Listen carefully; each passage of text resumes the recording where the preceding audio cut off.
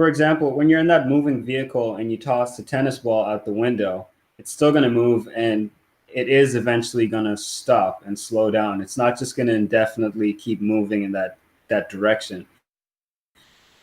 So based on the explanation of tangential velocity, I'm wondering why the hovering helicopter is not going to slow down at some point. Also, just out of interest, because you seem to have a good handle on this, the tangential velocity, would it be increased if you increased your altitude, therefore increasing the circumference that you would travel? The outside edge would be increased. Of course it would be. Oh, so you're saying that they? So you're saying that because as you go up, you would have to, in this example, actually increase the tangential velocity that you had when you left the ground to continue to maintain it as you rose in altitude, correct? You'll be moving at a faster speed because you're covering a larger circumference. Right, so you take off from the ground with the alleged tangential velocity attached, not giving you any Coriolis deviation that is claimed to prove Earth spins. Let's just drop that in here. At this point, we're arguing for the not being any Coriolis deviation and not proving Earth spins underneath. We're arguing it for it being maintained and not giving them that special proof of Coriolis deviation that they need to prove the Earth spins. Just want to drop that in. Nevertheless, it leaves the ground, according to the fundies who fight against Coriolis deviation proving Earth spins, and maintains the velocity that the Earth spins underneath it. So it doesn't deviate, doesn't give you that proof of Earth spin. But as it raises in altitude, it's actually physically increasing in velocity to match the tangential speed underneath. No. Planes don't magically know that the tangential velocity of the non-inertial reference frame spinning underneath would have to be increased because it's on the outside edge of a presupposed sphere. No, that would not happen. That's an impossibility. Right. But as far as how they view Earth and the atmosphere, they view it as one reference frame. So even if you do leave Earth, you're not leaving Earth's reference frame. So based on that explanation, you're still going to maintain tangential velocity. Because it's a closed system. Because Earth, because it's closed. Because it's closed, yeah. No, Earth isn't closed. It's an open system, according to their fundy rhetoric of sphere Earth in vacuum. That's not closed. It's not maintaining the atmosphere, travelling along and flying in the face of the claim to be proof that it's spinning in the form of Coriolis deviation. So all this bullshit about how it's travelling with the Earth is an argument against the deviation you're supposed to see and is claimed to be there when people like Neil deGrasse Tyson assert that the goalposts moved under the ball because it rotated underneath. Nothing to do with latitude changes and everything to do with Earth rotating underneath to give you the Coriolis effect. These people, these fundies you're arguing with, are saying that they don't see it. Right.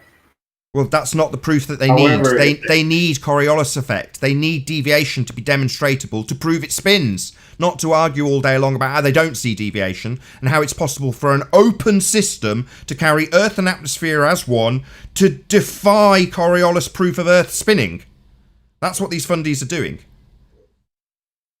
It is what they're doing, but their claim isn't that you'd see Coriolis on powered flights. You'd only see it in ballistic flight.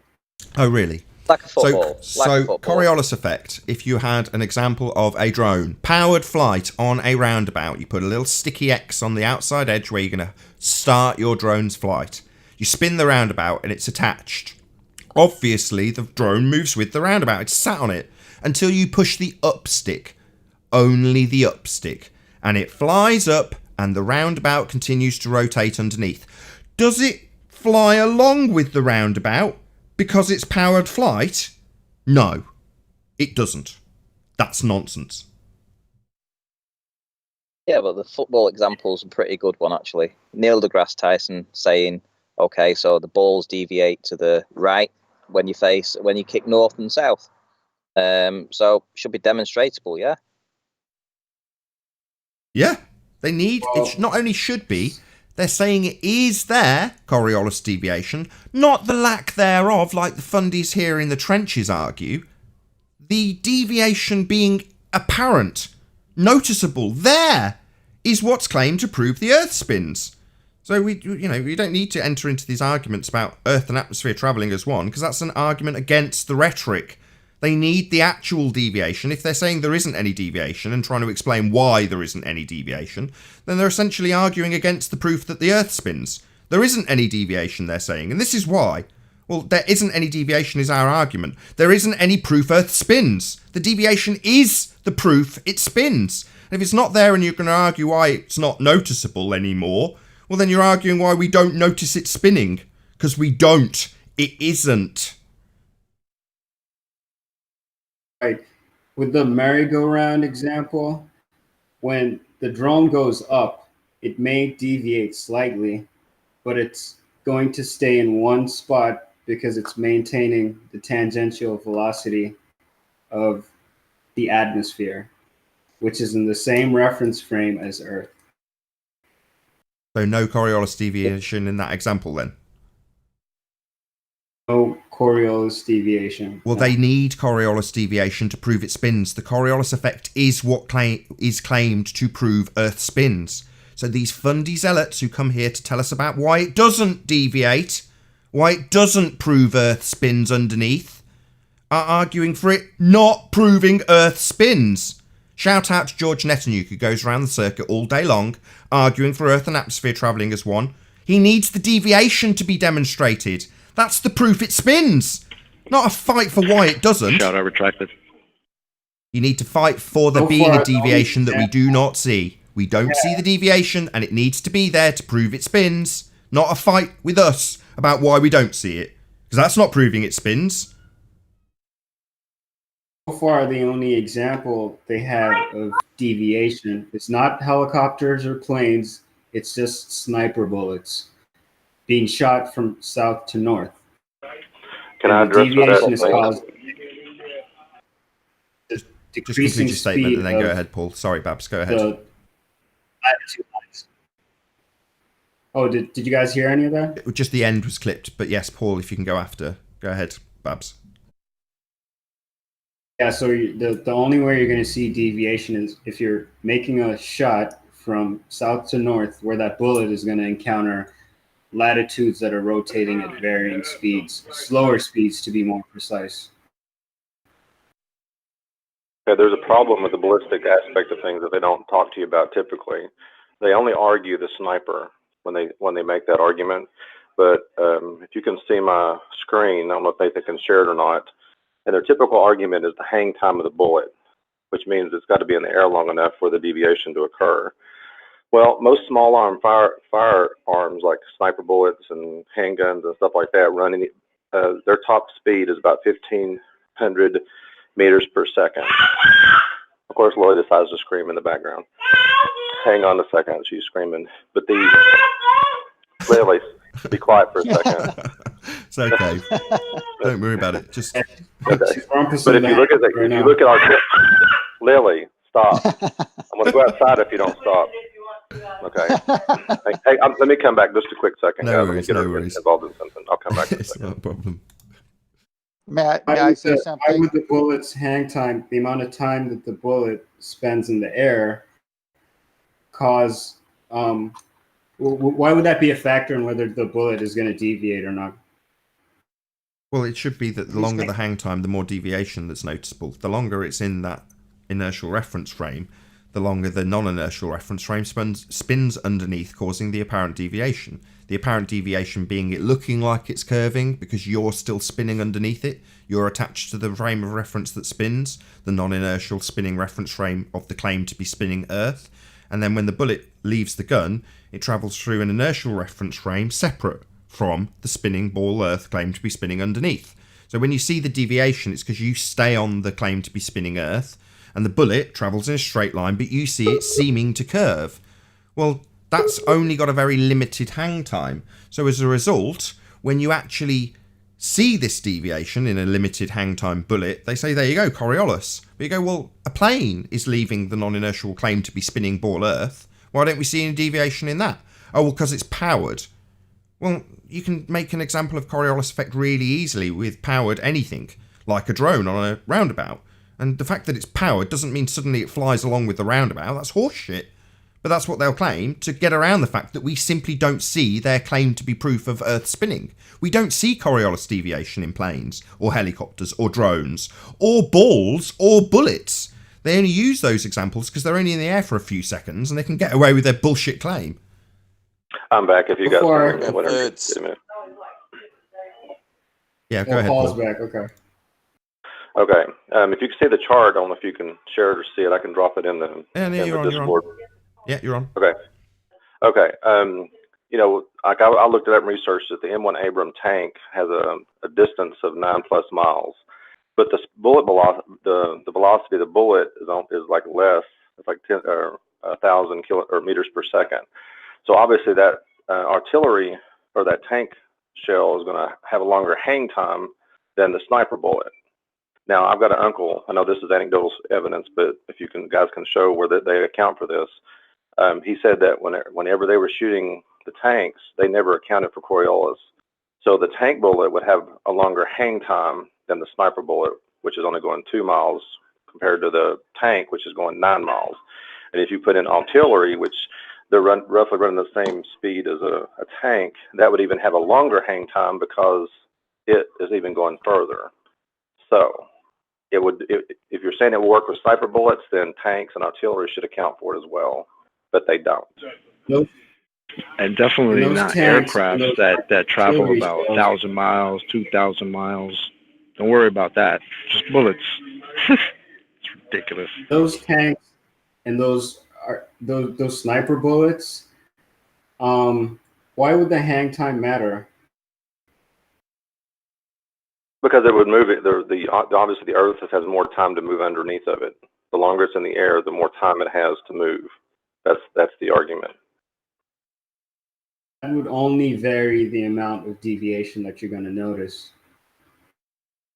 No, only there is the only time they'll tell you that there's deviation, because there isn't actually any deviation. He's right? correct. Because it would be the easiest to see with an aircraft that's spending 4 hours in the air, right? That would be the easiest example, and we wouldn't even be talking about it. It would have been seen. It would have been a thing. But it's not. So the only thing they could tell you is little things like a bullet, or Mr. DeGrasse Tyson, who wants to tell people that a football is being scored because the Earth is rotating underneath it. But it's not happening with anything else. So that's the problem. You are right. The factors that you need to take into consideration when you're making those shots is, are you making north to south or south to north shots? Because that's the only time when you would account for Coriolis. And also, hang on. It doesn't matter how long the hang time is. The bullets are still going to encounter varying. They're going to encounter varying latitude lines as they travel. So that's still going to cause deviation just based on the explanation of the varying speeds of the different latitude lines. That's still going to happen regardless of the hang time. Yeah, hold on, we've got 10th man in the wings. No, we started off with you saying that I had to beg the question along with you. Now you're demanding that these latitude lines have an effect when they're a concept. So no, we don't have to necessarily automatically. By the way.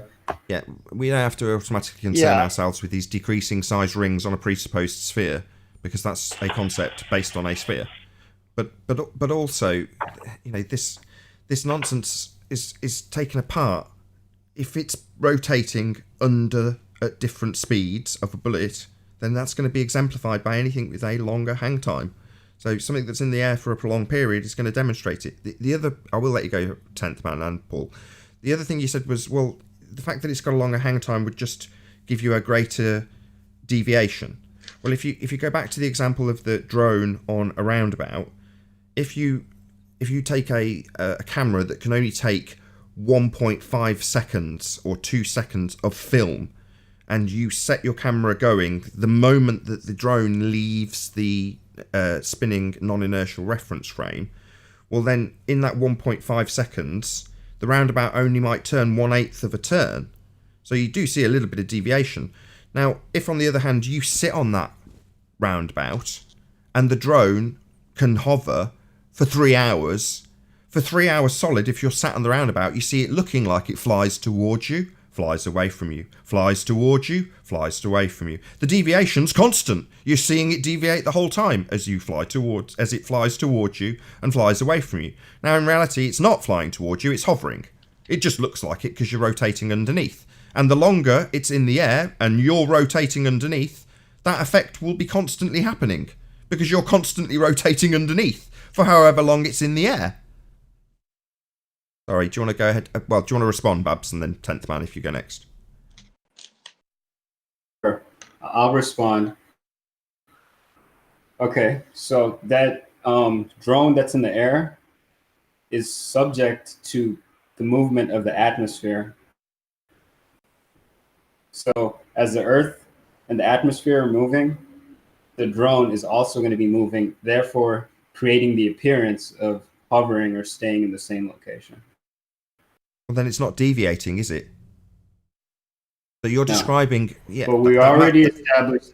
What you're describing isn't Coriolis effect. So you're saying, well, they're travelling as one. What we've done is we've stuck a dome, completely sealed it so that the air inside can move along with the roundabout in a spinning motion, if that's possible. But analogous to a car being closed, with the windows closed, and you're throwing a ball up in the air and it's still coming back to your hand because it's in a closed system. So you make that analogy and say, okay, fine. The helicopter seems to stay above the X because the air's travelling with the roundabout. Well, that's fascinating. But that's not Coriolis effect, the thing that's claimed to prove Earth spins. The deviation away from the X and it appearing to fly towards you and flying away from you as you rotate underneath is the thing that is claimed to prove it's spinning. So giving me an example of why it seems to follow along with the X underneath it, giving the appearance of hovering over the same ground, well, that's not giving any proof of Earth spinning, because the Coriolis deviation is the proof it's spinning, or claimed to be. So it must rotate underneath and show an apparent deviation in order to prove it spins. Not a cockamamie example of why it doesn't show the deviation, because that's not proving it spins. Right, but we already established that the deviation can only be seen in ballistic flight.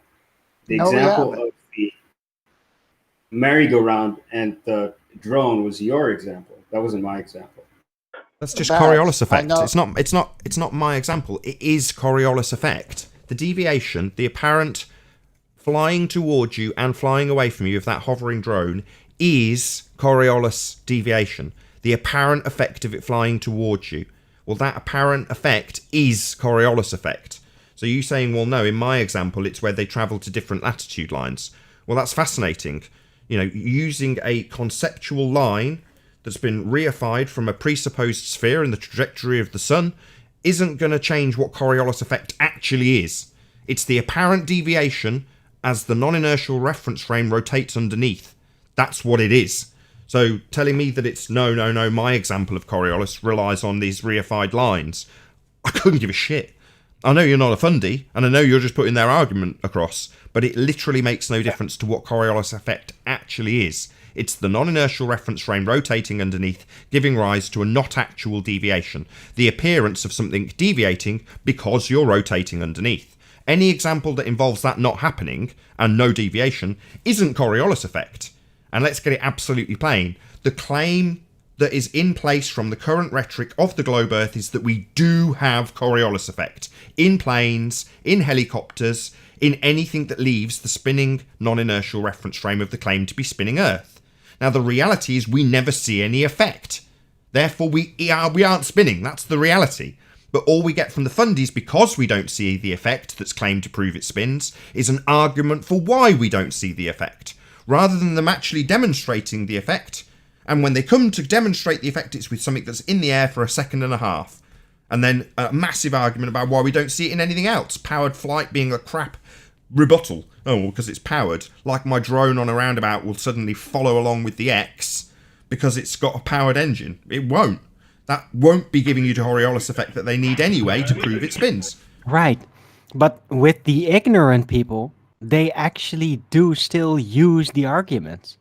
the baseline ones, that they contradict themselves when you actually test them. They Can will I still show- use them. Well, that's why now they're saying that it's all one reference, right? Remember how many times I got Zanuck to say, no, nothing leaves reference frames. It's all one reference frame. Well, in their narrative, they have to have a reference frame moving under another reference frame. That's how they get the deviation.